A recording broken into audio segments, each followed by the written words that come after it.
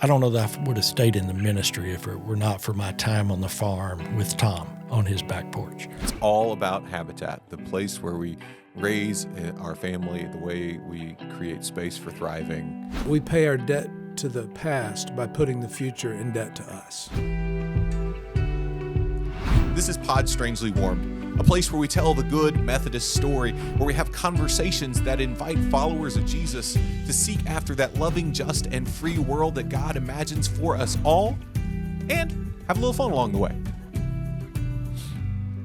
Hi, and welcome back to Pod Strangely Warmed. I'm Daniel Hawkins, your host, and today I'm excited to be joined by the crew, or at least part of the crew, from Cultiv8 Community. Rob Spencer, our lead cultivator, and Tim Bruster, the director of development, i.e. the money guy. If you see Tim's number come up on the caller ID, just get the credit card ready. It's right. Coming.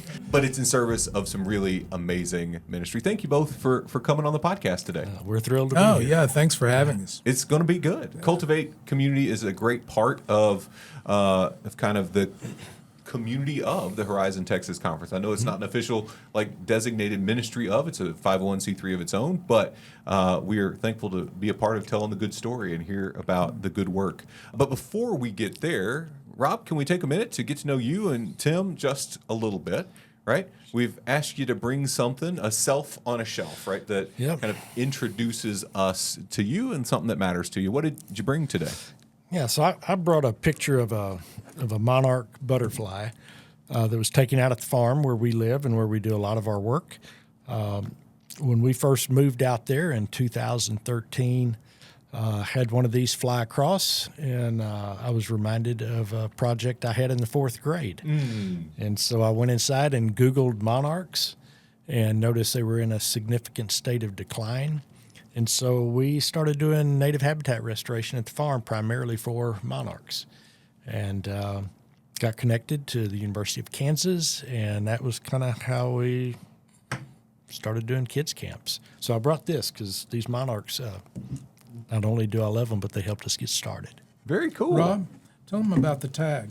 Yeah, so this tag is a Monarch Watch tag. So different folks across the U.S. will tag monarchs, and they track them as they head back down to Mexico to winter. And then we get to learn a lot about migration patterns and how things are going with the monarch population. So it's a pretty cool deal. But that's all done by Monarch Watch out of the University of Kansas. So, Very cool. I should wave the wheat and say, go Jayhawks. There you go. There you go. It's not basketball season yet, so we'll permit it here on the podcast. I care too much about Baylor basketball, and so, there's a long-term rivalry there. But there is. Did you know in the fourth grade that monarch butterfly that you did the project on was going to shape a good chunk of your life? Had no clue. I hadn't thought about a monarch for about 50 years. Okay. So changed my life. Very good. What is something that if somebody says, I get that a monarch's a butterfly, but I don't know much more about them, what's kind of a fun fact you want to share with everybody? Yeah, well, one of the fun facts is that monarchs will only lay eggs on a certain type of plant called a milkweed. Huh. And so one of the things that farmers and ranchers have been doing for decades is without realizing the impact they have on this species, as they have been doing the best they can to eradicate milkweed. Okay. So the milkweed plant is the one they have to have. They'll only lay eggs on it, and that's how they raise a family. So when you knock it out, that does them in. Okay. So unintentionally participating in... That's correct. Very good. Yeah. Well, I think we'll get into, as we continue in this conversation, more about native habitat restoration. Sure. I think there's plenty of opportunity for you to teach us some stuff in this process and how it connects to the broader work of Cultiv8. Okay. Tim, how long have you been connected to Cultiv8? Officially, just a few months. 3 months? Yeah. Very good. Very good. What did you bring with you today to connect us? So I brought one of my favorite proverbs. And it says, when a person plants a tree under which he will never sit, then you know civilization has come to that land. Yeah. And that really means a lot to me because that's our job, really. Yeah. as mature people to plant trees under which we will never sit, or dig pools in which we won't swim, or build schools that we'll never learn in, whatever it is. Paying attention to what comes after us, and the work of Cultiv8 is about that. Yeah. It really bringing those kids out for camps, and I'm sure we'll talk more about that. But bringing them out to see, how nature works, to have an experience of actually planting, sowing seeds for native plants, and learning where their food comes from too. All of that. Letting the kids fall in love with our habitat, the earth, so that as they grow up, they will take care of what they love, because that's what we do. And so it really is planting a tree that will bear fruit in the future, planting a tree under which they will sit, and then they'll be planting trees too. And I love that multi-generational dynamic of the proverb. It's so powerfully, it speaks to what Bishop Sines talked to us about a couple of years ago. We had a real season of how are we being good ancestors for those who come after us, right? That's right. That idea of making decisions today that impact more than us. Right? So many of our churches wrestle with that. It's not just the work of Cultiv8, it's the work of our churches, right? Yeah. A poet friend of mine, in one of her poems, she wrote, "We pay our debt to the past by putting the future in debt to us." And I really like, I really like that too. And I think that's what we're talking about. I remember Bishop David Wilson talking about the Native American way of thinking 7 generations ahead. That the decisions we make now, we need to make with 7 generations in mind. Again, saying another way of talking about the same thing. But that extends it even farther out. Yes, it does. Right? Because in some ways, if I'm planting a seed that I may never sit under, well, I can think my kids might, or my grandkids might. And so even that kind of self-centered motive can still motivate that kind of activity. If we're going 7 generations out, that's that true civilization has come to this place, or true other-centered thoughts and hearts have entered that place. You mentioned just a little bit kids coming to the farm, right, and experiencing this habitat restoration. Those school partnership pieces and field trips are one part of the work of Cultiv8. Give us just a little bit of an overview, kind of the 30,000 foot of the 4 or 5 main areas of work that Cultiv8 does. Yeah, so we have 5 focus areas. Basically, this comes out of the work that we were doing in Paris and Lamar County for several years prior to stepping out to get this going. So we work with rural community leaders to help them identify assets and gaps, especially related to poverty. Okay. We work with native habitat restoration, helping landowners, farmers, and ranchers, and as well as homeowners, begin to make a difference with whatever kind of dirt they may have. We've got our camps that we'll chat a little bit more about how they all work. Okay. But then we have a respite piece. So we're fortunate that we get to live on this beautiful farm, Graves Farm, which some of our folks that are tuning into this will know Tom and Linda Graves. They were, Tom was a clergy member of the Legacy North Texas Conference for a long, and prior to that, he may have even been Central Texas. He was Central Texas, yeah. He served a church a number of years before I served that church in Central Texas. That's right. And so it's his family farm.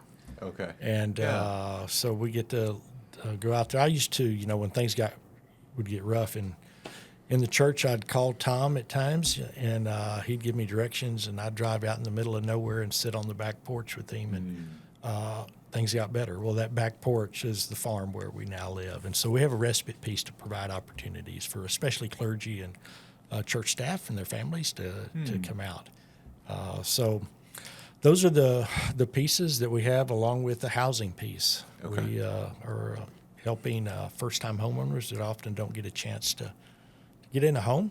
to have a new tight home, energy efficient home, without having to go find a down payment and get them out of that washing machine of paying rent and not building any type of generational wealth. So those are the 5 areas. We think they all tie together because whether you're a human or a butterfly or a deer or a plant, it's always about the habitat. If you don't have a place to raise your family, if you don't have food, if you don't have key pieces, life's hard. And if enough pieces aren't there, there's no life. Amen. Yeah, those are the 5. Okay, and it's all about habitat, the That's place right. where we raise our family, the way we create space for thriving. It sounds like it started with a butterfly, and it's grown substantially since then. What a powerful witness to kind of the impact of small things if we're attentive and open, right? How often does God work that way, right? If we just have eyes to see the small gifts in our midst, and I can't help but wonder how many people's lives were impacted and changed by one monarch that caught your attention that caused this ripple effect far and wide. The butterfly effect, as it were. The butterfly effect, as it were. Yes. Very powerful, very cool. Let's spend a little time. You named that we kind of began with habitat restoration and the monarch butterflies, which I think kind of flowed into the school partnerships. So the school districts in Paris, or PISD, heard about the work we were doing with monarchs. And they called me one day and said, hey, could we bring our 2nd grade class out and you teach them a little bit about monarchs and maybe a few other things related to nature? Would that be something that you or y'all could do? And I said, sure, that'd be great. I'd love to have 2nd grade class out. Yeah. And then it hit me that I should probably ask, how many. Right. And so I did. Do I have a talk for this? Yeah. Let's see. So I asked, and she said, it'll be about 130. I was like, all right. So I went and recruited a few folks that knew a little bit about trees and knew a little bit about birds and some about butterflies and plants. And we put it all together and had a nice little time. They came out from like 9 to 1 and did different rotations, and we had a hot dog cookout. And we've helped kids put plants in the ground, actually be a part of the restorative process as well as scattering seed. And it was just a great day. It was a wonderful day. And then 2 days later, I get 130 handwritten 2nd grade thank you notes. And I mean, it was just absolutely wonderful. Yeah. But there was one in there that reminded me of myself when I was growing up, because my spelling was terrible, my handwriting was terrible. Actually, I could read what he wrote really well. And he said, I just want to thank you all for teaching us about butterflies and bees and birds and trees. And, man, thank you for mowing that grass where we got to play. And the hot dogs, man, those were so good. And the chocolate chip cookies were the best. But what I loved the most, and then he spelled it this way, was planeting planets. Because it made me feel like I was creating life. And when I read that, I'm like, we're doing more of this, and we're going to do a lot more of this. I hope you still have that.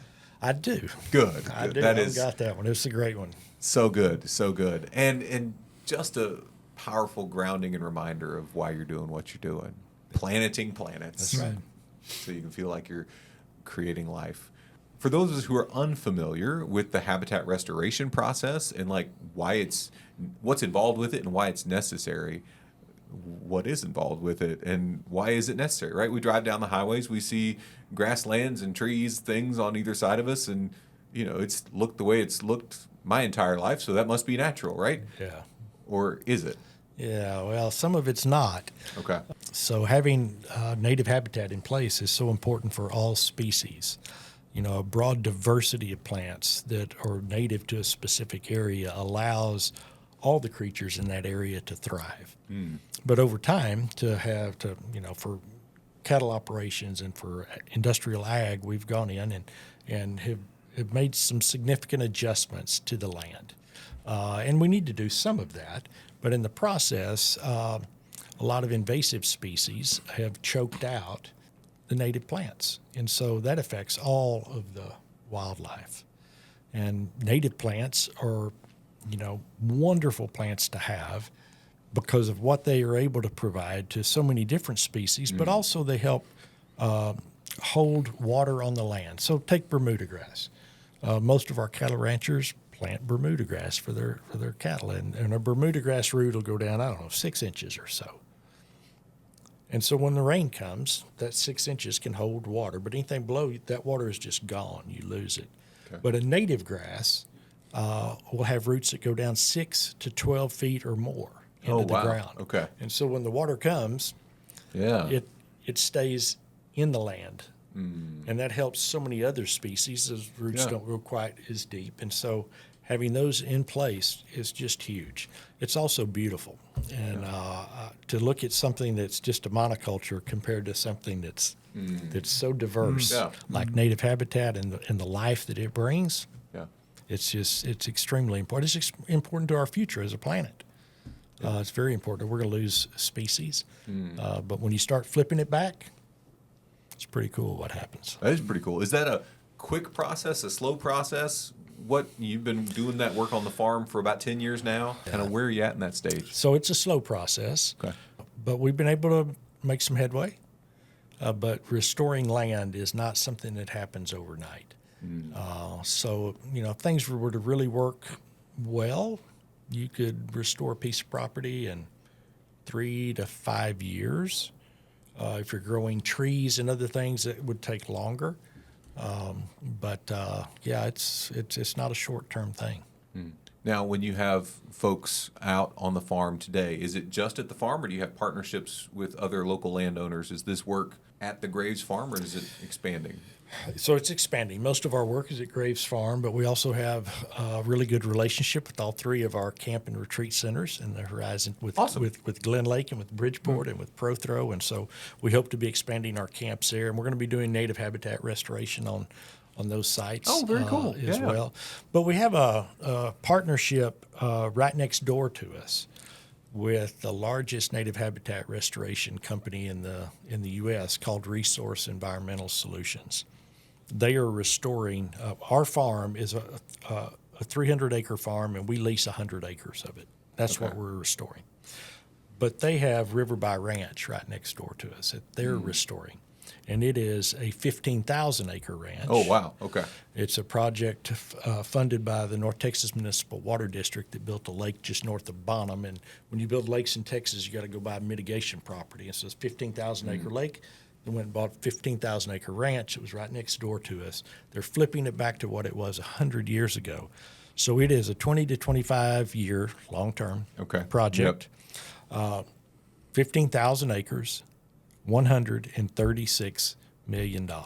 Woo. It's a big deal. Yeah. And we formed an official partnership with them almost a year ago, and they've been helping us restore land, and we get to use the ranch next door, and they've got a big sale barn. It's a 10,000 square foot under roof, wonderful building. It's a beautiful facility. We were just there. Tim was with me 2 days ago. We had a camp. It's a pretty cool place. And so, and you just learn so much from folks who've been doing this for a long time. And so it's been great. Well, and I love that partnerships are involved in this, right? The best work happens not when we try to do it on our own and superhero style, make it happen, but when we build those community relationships and community partnerships, and more is possible. Yeah, I was just going to comment about partnerships. One of Rob's gifts is connecting people and finding connections. And it really is amazing the number of partnerships that Cultiv8 has to get the work done. I mean, we talk about the United Methodist Church being connectional. Right. But beyond that, it's connectional. I mean, there are a lot of connections. People know people, and that network of relationships really is an amazing part of, if I could put it this way, our habitat. Yeah. And it really enables a lot of good work to happen and reduces duplication as well. Yeah. And I think, as I see Cultiv8 expanding beyond the Horizon Texas Conference, one of the reasons I believe we can do that in pretty much any community in the U.S. is we're a connectional church. Yeah. We already have people on the ground in almost every community that are tied into the school districts that can help make this come together. So I'm very hopeful that we get to see this go beyond this part of Texas. Yeah. And speaking of the connection, we just went a few weeks ago to Earth Keepers training up in Oregon or Washington. Earth Keepers is a program of the Board of Global Ministries. Okay. So it's training in this kind of work. And we met people from all over the country. There were about 50 of us in the training to become Earth Keepers. Okay. And so that's a great connection. And those connections have connections Right. for this work. Rob mentioned our camps. So the project that we took was the project of doing the work of Cultiv8 at our camps. Very good. At Prothrow, Bridgeport, and down at Glen Lake Camp.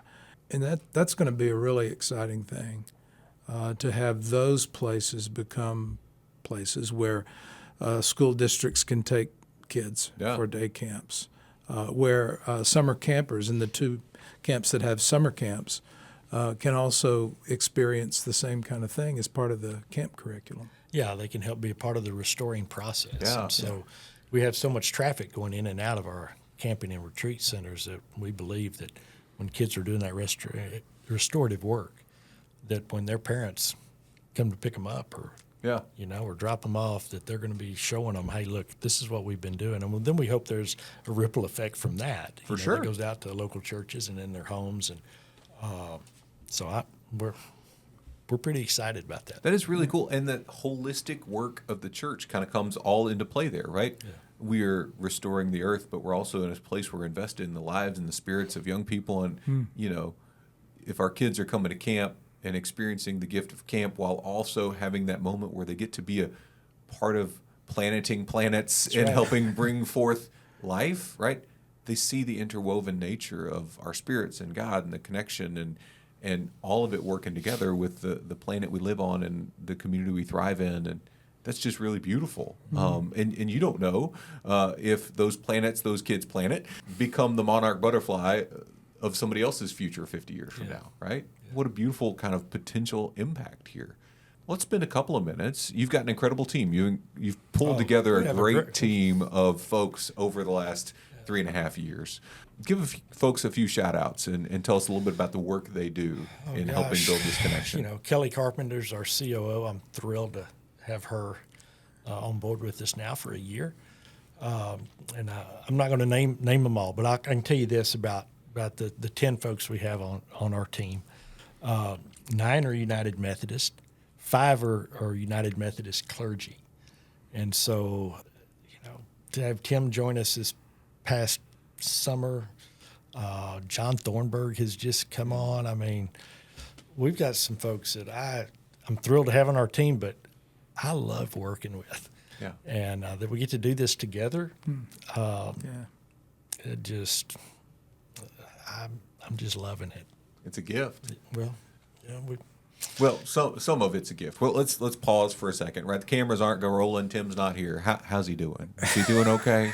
Do we need to have an intervention or I'm just going to whisper it. Okay. No, Tim's been great. Tim and his wife Susan were just out at the farm. They brought their RV out there. They stayed with us a few days. Tim, y'all may not know this, but he's a pretty handy guy. He can fix just about anything. I, on the other hand, can break just about anything. So there's certain ways that we work together, and I'm just thrilled because I can walk through, and then he comes and fixes it. It's pretty good. That's fantastic. That's fantastic. We spent a lot of time talking about the earth restoration work and the school partnership pieces. What is one of the other things that people may not associate with Cultiv8 Community that were on your 5 focus areas that you want to make sure people hear about? Well, we briefly touched on the respite piece. Yeah. But that farm was, I don't know that I would have stayed in the ministry if it were not for my time on the farm with Tom on his back porch. So as a lot of our friends know that are clergy or that work in the church, sometimes water gets pretty rough. So we just want to say to everybody watching this, if you're interested in coming out and hanging out at the farm, we've got a high-end glamping RV. All right. Folks like. You can spend the night, or if you just want to come out for the day. spending time in nature, especially in places beautiful, and we're on the Red River. We got a mile of Red River frontage. We're on the good side of the Red River,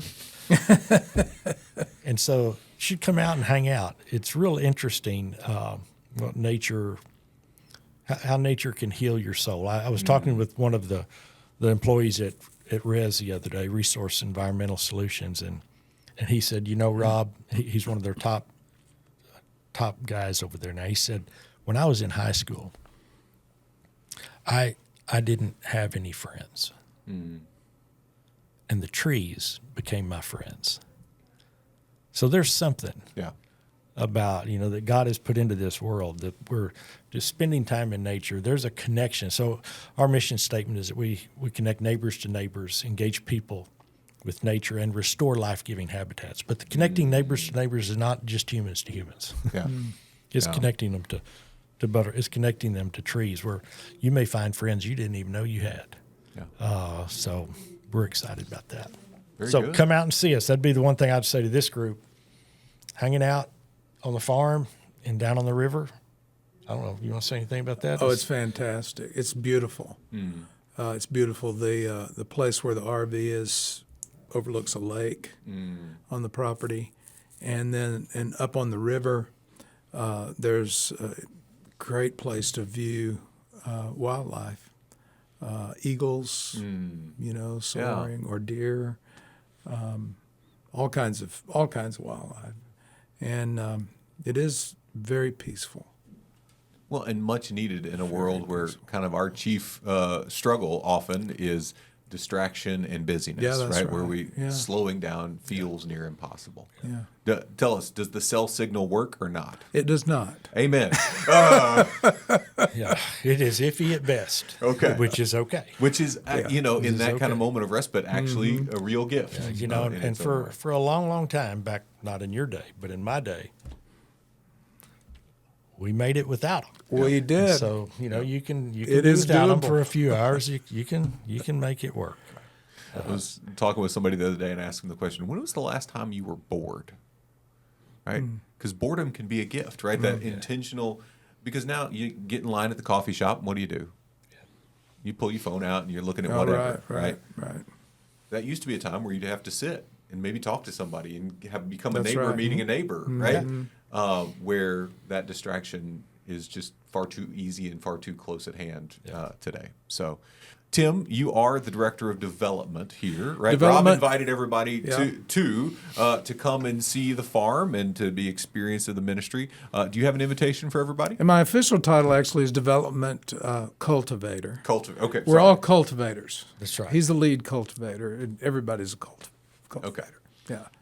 So your question, I'm So, sorry. I interrupted are you. there ways that folks not only can come and participate, but maybe participate through, you talked about year-end giving jokingly, but in a real sense of things, right? Oh, it's not a joke. It's not a joke. What are some Year-end ways? giving is really a serious matter. Yeah, I mean, it's important. This is really transformative work in so many ways. And so I mentioned earlier that we take care of what we love. Yeah. And I think people give to what really transforms, what really makes a difference. They give to what can make a difference 7 generations down the road. And so I think that's important work. Yeah. And of course, year-end giving, we were talking about it. 'Tis the season, right? 'Tis the for season, that. yes. Not only giving financially, which is very important, but also giving of time. I mean, there are opportunities for people to volunteer, and church groups can come out. I mean, it's a place, a youth group can come out and work on a project that's set up for them ahead of time. So there, it's just, I really want people to know there are ways to be involved in this important work, and giving is one of those, certainly. Very good. Now, let me just tag on to that, too, to just say that though we are not a ministry of the Horizon Texas Conference, we have been funded and supported by the Horizon Texas Conference, and we're very thankful for that. But we're intentionally not a religious nonprofit because so much of our work is done with public schools. Yeah. And so we want to be able to have an impact with those children. But we can't do it without support from individuals and as well as, conference. So I'm thrilled that that's the case. We are thrilled to be a small part of the work that you're doing on an ongoing basis. It's a gift to hear about and know. If folks wanted more information, where do they turn? Yeah, just go to our website, cultiv8community.org, and there's a lot of stuff there. We've got a Facebook page, and it's spelled CULTIV and then the number 8, followed by the word community. So it's a little bit different. The 8 in that was initially there because it was kind of catchy, but then I had one of my colleagues say, "Well, that's pretty cool because you know about the 8th day of creation." I'm like, "I don't know what you're talking about." He said, "Well, the 8th day of creation, I missed that." Right. He said, "Well, there's an understanding of the 8th day of creation when, God created in 6 days, and on the 7th day he rested, and on the 8th day, everything was as God intended, and we were going to be so 8th day." So that's so it's not about being catchy anymore. It's about the 8th day. about the that's rip. yeah, That's so right. that's the 8th. And on the 8th day, hey, this is yours to take care of. Yeah. That's right. Yeah. So we're trying to get things back to what it was like on the 8th day. Very good. Very good. Thank you both for spending time with us.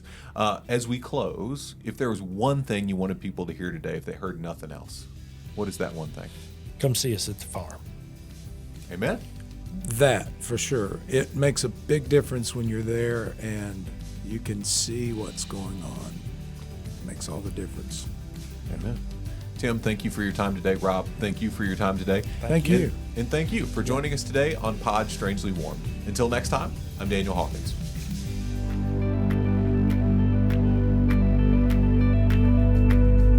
This has been Pod Strangely Warm. If you enjoyed our conversation today, know that you can find us anywhere you find podcasts. On Spotify, Apple Podcast, YouTube, any and all the places, we are there. So if you want to continue the good United Methodist conversation that you've been a part of today, find us, like us, rate us, review us, and share with a friend so that the good news that is happening right here in our own midst can amplify even more. Tell the good story. Well, and the good thing is we're both retired. Yeah. Right. So, Yeah. and I'm concerned about Tim's language, but if we Well, can edit you know, it, then I think we're good. So, Thank you for your concern. Dustin, we got to worry about language with our retired folks and our deacons. I got a delete button over here. Right, okay. Okay, good, I love good. it. Yeah. To be mashing it. Right.